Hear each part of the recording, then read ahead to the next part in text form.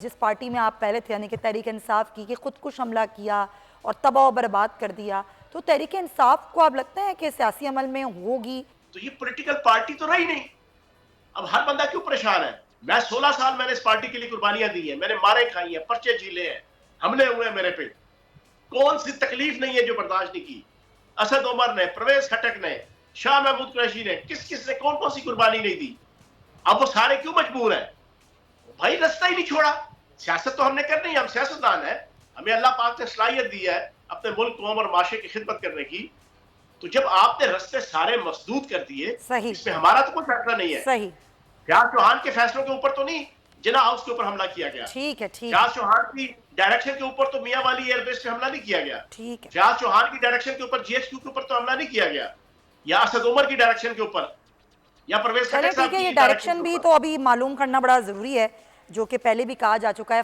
दुनिया को मालूम हो गया, समिया आपको नहीं मालूम हुआ? सर मुझे नहीं मालूम, मैं बहुत नासमझ हूं, मुझे नहीं मालूम, आपको यकीनन मालूम होगा। अगर आपको ये वीडियो पसंद आई है तो सब्सक्राइब करें और बेल आइकन पर क्लिक करें। बड़ी ईद की खुशियों में बोल ने दिया अपने अवाम का साथ। अवामी शिकायत पर बोल ने उठाई आवाज।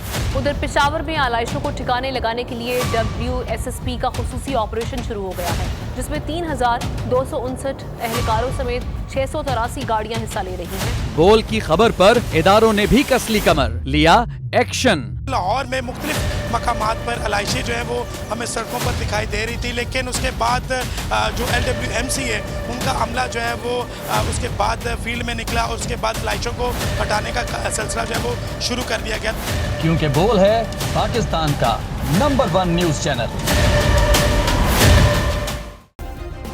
सब्सक्राइब करें और बेल दबाएं ताकि कोई खबर रह न जाए।